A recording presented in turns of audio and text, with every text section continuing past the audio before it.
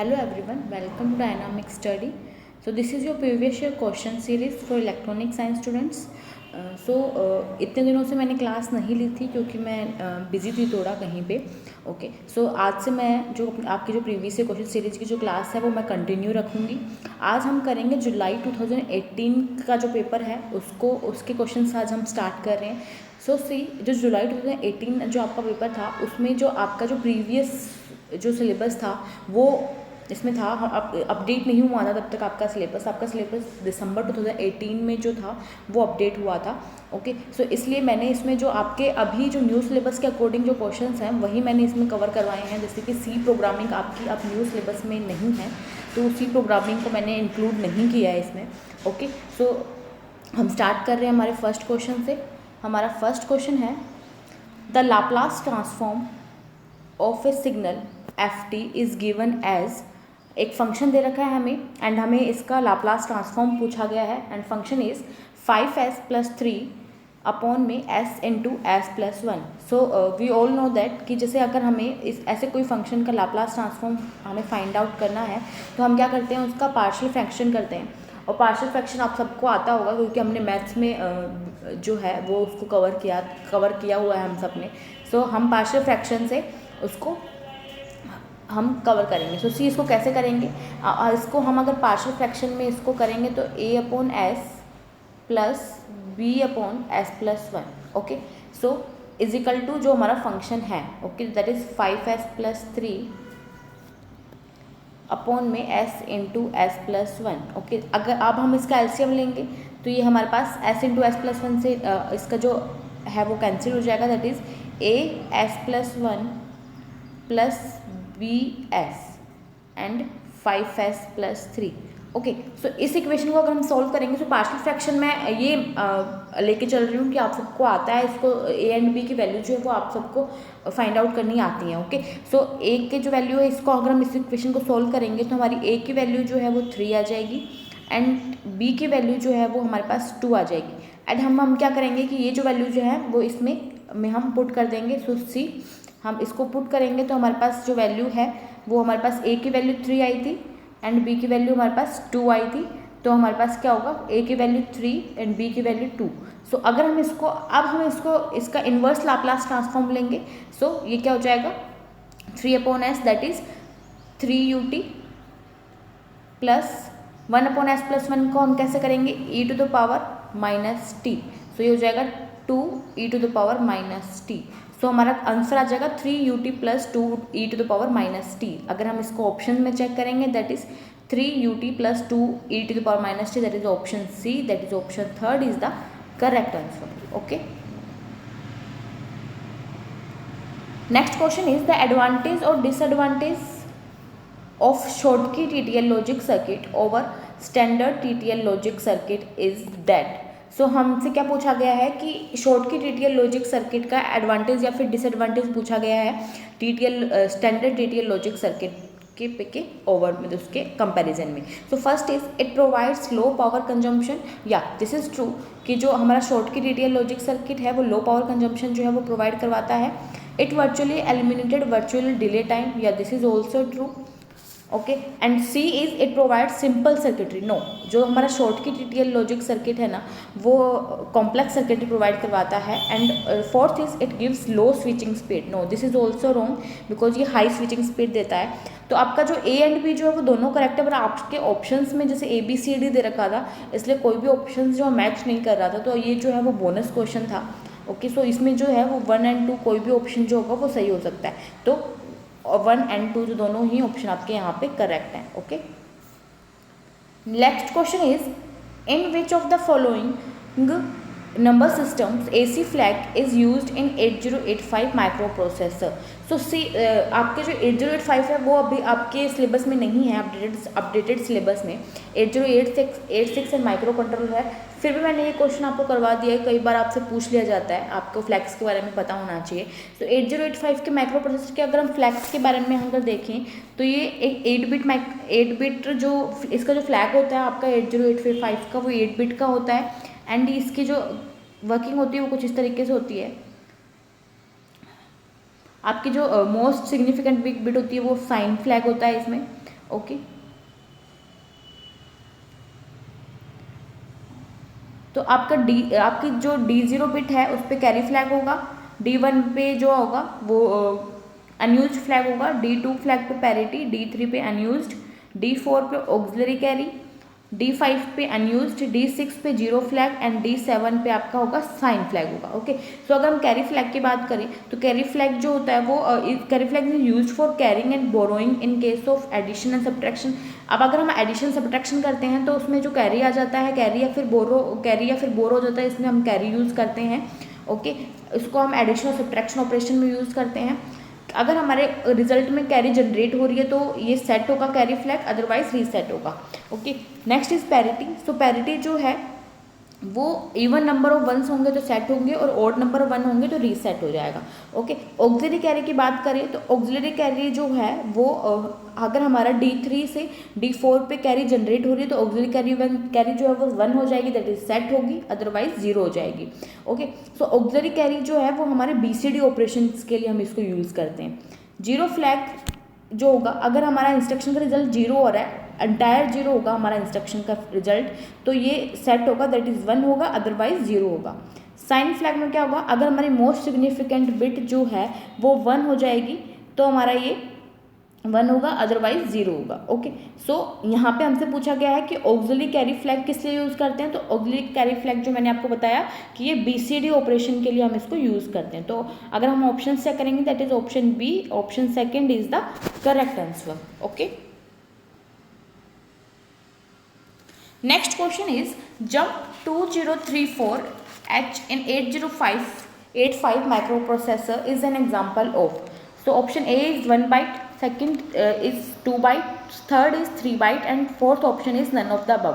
तो मैंने जैसे आपको बताया कि 8085 माइक्रो प्रोसेसर जो है आपका वो सिलेबस में नहीं है, फिर भी आपको थोड़ा बहुत इसका आना चाहिए कि अंदाज़ा होना चाहिए कि ये होता क्या है। ओके, सो सी अगर हमसे ये पूछा गया है कितने बाइट का इंस्ट्रक्शन है तो हम क्या करेंगे, ऑपरेंड जो होता है हमारा उसको भी हम इंक्लूड करते हैं, देन जो एड्रेस गिवन होता है उसको भी। तो हमारा ऑपरेंड 1 बाइट का होता है एंड जो एड्रेस है यहाँ पे हमें 2 बाइट का दे रखा है, 16 बिट एड्रेस दे रखा है, दैट इज 2 बाइट का हो जाएगा। तो 3 बाइट का जो है ये इंस्ट्रक्शन है।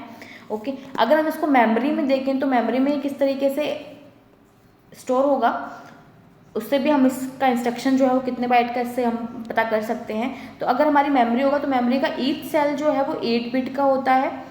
ओके, सो मेमोरी का ईच सेल है वो 8 बिट का मतलब क्या होगा हमारे पास 1 बाइट। ओके, सो सबसे पहले हमारा जो इंस्ट्रक्शन है दैट इज ऑपरेंड जो है वो हमारा होगा दैट इज जंप, जो जंप जो है वो इंक्लूड करेगा 1 बिट बाइट को एंड देन फिर 2034 को हम स्टोर करेंगे। तो जो हाईएस्ट होगा वो पहले होगा एंड देन फिर लोएस्ट जो होगा वो लोएस्ट निबल पे होगा, तो 3420। सो 1 बाइट ये करेगा, 1 बाइट ये करेगा एंड 1 बाइट ये करेगा, तो 3 बाइट इंस्ट्रक्शन हमारे पास ये हो जाएगा, that is option third is the correct answer. Okay, next question is एक TRAPATT diode has the following parameters, जिसमें हमें एक ट्रैपेड डायोड का डोपिंग कंसंट्रेशन गिवन है that is 2 multiply 10⁻15 centimetre per centimetre cube and current density given है 20 kilo ampere per centimetre square and हमें से पूछा गया है the avalanche zone velocity of carriers is. So अगर हमें एवलांचे जोन वेलोसिटी की फाइंड आउट करना है तो इसका फॉर्मूला होता है हमारे पास V = J/Q_N_A, जहाँ पे J जो है वो हमारे पास करंट डेंसिटी होती है, N हमारे पास डोपिंग कंसंट्रेशन हो जाएगा एंड Q जो है वो हमारे पास इलेक्ट्रॉन का चार्ज हो जाएगा, दैट इज इलेक्ट्रॉन का चार्ज हमारे पास क्या होता है 1.6 × 10⁻⁻19। अगर हम इसको सोल्व करेंगे तो हमारी जो करंट डेंसिटी हमें गिवन है, डोपिंग कंसंट्रेशन हमें गिवन है एंड Q हमें पता है, तो हम इसको सोल्व करेंगे तो हमारे पास करेक्ट आंसर आ जाएगा 6.25 इंटू में 10⁻7 मीटर पर second, that is option B, option second is the correct answer. Okay, आप इसको सोल्व करके देखिएगा, अगर आपका नहीं आता है करेक्ट आंसर तो आप मुझे कमेंट बॉक्स में कमेंट करके बताइएगा। Okay, option second is the correct answer. Next question is the loading is sometimes used with an antenna in order to increase the, तो इसका करेक्ट आंसर होगा कि हम लोडिंग को जो एंटीना के साथ यूज करते हैं एंटीना की इफेक्टिव हाइट को इंक्रीज करने के लिए, that is option third is the correct answer. Okay, next question is which of the following statement is correct. तो हमें कुछ स्टेटमेंट गिवन है एंड हमें ये फाइंड आउट करना है कि कौन से स्टेटमेंट है वो करेक्ट है। So first statement is medium frequency radio frequencies waves are called long waves and high frequencies are called short waves. No, this is wrong. Second is very low frequencies and low frequencies are called long waves while high frequencies are called short waves. Second statement आपकी true है, third wrong है and fourth also wrong. So second true क्यों है? We all know that frequency जो होती है वो reciprocal होती है आपकी कि 1/λ दैट इज वेवलेंथ की. और मतलब क्या होगा, तो फ्रीक्वेंसी अगर लो है हमारे पास तो वेवलेंथ जो है वो हाई हो जाएगी, दैट इज लॉन्ग वेव्स हो जाएंगी. अगर फ्रीक्वेंसी आपके पास हाई है तो जो वेवलेंथ है वो लो हो जाएगी. ओके, तो मतलब अगर लो फ्रीक्वेंसी है तो लॉन्ग वेव्स हो जाएंगी, हाई फ्रीक्वेंसी है तो शॉर्ट वेव्स हो जाएंगी. ओके, तो option B that is option second is the correct answer. Okay, next question is a single mode fibre with radius of 4.2 micrometre with core refractive index is equal to 1.48 and that of cladding that is 1.475. the cutoff wavelength is given by. सो हमें एक radius दे रखा है 4.2 micrometre, core refractive index that is N1 हमें given है 1.48 and cladding का refractive index हमें गिवन है 1.475 दैट इज N2 हम इसको सपोज करेंगे. तो कट ऑफ वेवलेंथ जो है उसका एक फॉर्मूला होता है हमारे पास that is V is equal to 2πa/λ that is N numerical aperture. तो न्यूमेरिकल अपेरेचर का फॉर्मूला हमारे पास होगा N1 माइनस N2 स्क्वायर का रूट. सो इसको इरेज करके मैं यहाँ पे लिख लूँगी N1 square minus N2 square का पावर हाफ. ओके, और जो V जो है यहाँ पे वो V होता है V नंबर और जो कि less than and equal to 2.405 होता है फॉर सिंगल मोड ऑपरेशन के लिए. ओके, सो इस इक्वेशन में हम अपना जो रेडियस है वो पुट करेंगे दैट इज A हम पुट करेंगे. लैम्डा हमें फाइंड आउट करना है, N1 N2 हमें गिवन है एंड हम इस इक्वेशन को पुट करके इस इक्वेशन में जो वैल्यूज़ हैं वो पुट करके हम अपनी लैम्डा की वैल्यू फाइंड आउट करेंगे. सो लैम्डा की वैल्यू हमारे पास यहाँ पे आ जाएगी 1334 nanometre. Okay, option A is the correct answer. आप इसको सॉल्व कीजिए. अगर आपसे ये सॉल्व ना हो तो आप मुझे कमेंट बॉक्स में कमेंट करके पूछ सकते हैं. ओके, सो ये इसमें आप इक्वेशन में आप डायरेक्टली आप मतलब जैसे डाल सकते हैं यहाँ पे इस इक्वेशन में. ओके, तो आपका option 1 is the correct answer. Next question is A thermostatic cutout works on the principle of. तो इसमें क्वेश्चन में पूछा गया जो थर्मोस्टेटिक कटआउट जो है वो कौन से प्रिंसिपल पर वर्क करेगा. So option A is thermal expansion of fluids, option B is expansion due to air pressure, option C is variation of resistance with temperature and option D is thermal expansion of metals. So यहाँ पे आपका जो correct answer हो जाएगा that is option 4 हो जाएगा. That is ये जो आपका थर्मोस्टेटिक कटआउट जो है वो थर्मल एक्सपेंशन ऑफ मेटल्स के प्रिंसिपल पे वर्क करता है. That is option 4 is the correct answer. Okay, next question is if H is a hydrogen ion concentration in gram per litre the pH value is given is. So हम we all know that जो pH की जो value होती है वो हमारे पास होती है minus log H plus ions और H प्लस यहाँ पे हाइड्रोजन आयंस होंगे. तो आपका करेक्ट आंसर हो जाएगा that is option B that is option second is the correct answer. Okay, next question is the cut off frequency of TM wave is. तो अगर हम कट ऑफ फ्रीक्वेंसी की बात कर रहे हैं TM वेव की तो वो 0 होती है. तो option A is the correct answer. Okay,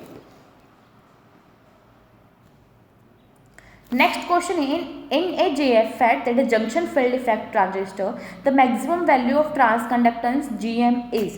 तो ये जो है वो आपको नंबर ऑफ टाइम्स रिपीट हो चुका है आपके क्वेश्चन आपके जो एग्जाम में. तो अभी आपको ये जो वैल्यू है वो हमेशा याद होनी चाहिए. That is maximum value of transconductance in JFET is 2IDSS that is drain to source current. Okay, upon में Vp that is mode of Vp that is pinch off voltage. तो option B that is option second is the correct answer. Okay,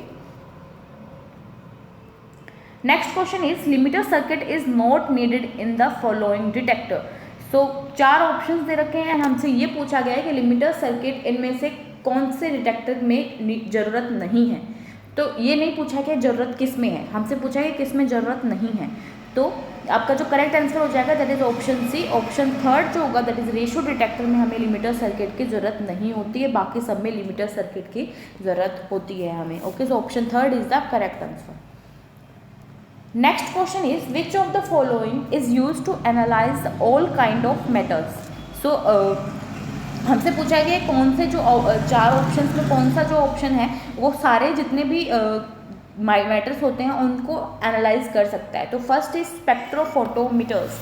सो अगर हम स्पेक्ट्रोफोटोमीटर्स की बात कर रहे हैं तो ये क्वांटिटिव मेजरमेंट होता है रिफ्लेक्शन, जो ट्रांसमिशन प्रॉपर्टीज़ होती है उनके रिफ्लेक्शन का मटेरियल की, और ये वेवलेंथ के फंक्शन को भी मेज़र करता है। तो second is electron microscope. So electron microscope जो है वो एक बीम ऑफ इलेक्ट्रॉन होते हैं जो कि एक इमेज को क्रिएट करने के काम आता है। तो फर्स्ट एंड जो सेकंड ऑप्शन है वो गलत हो जाएगा।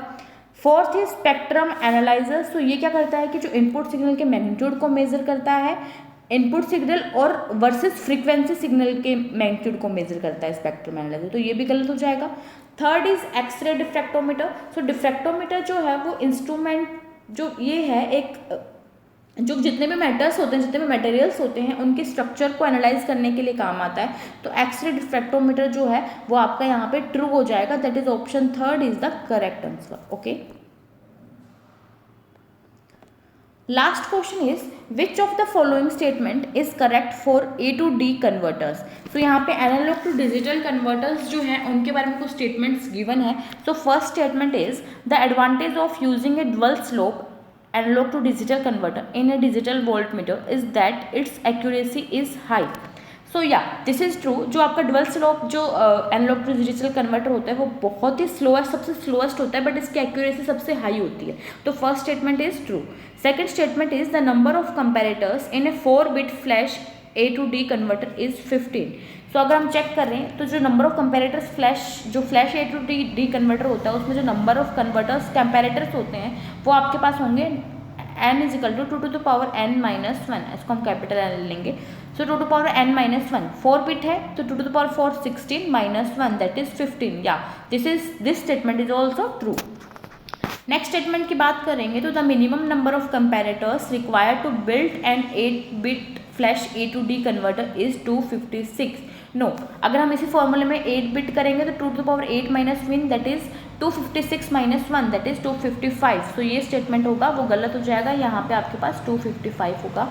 Next statement is the number of comparators required in a 3-bit comparator type A to D converter is 8। No, it is also wrong because अगर हम कंपैरेटर एंड फ्लैश जो होगा वो आपका सेम होगा। अगर हम 2 to the power 3 minus 1 करेंगे तो हमारे पास 7 आ जाएगा और हमें गिवन है 8। तो ये जो दोनों स्टेटमेंट है वो लास्ट 2 स्टेटमेंट्स है वो रॉन्ग है एंड फर्स्ट 2 स्टेटमेंट्स आपकी ट्रू हैं।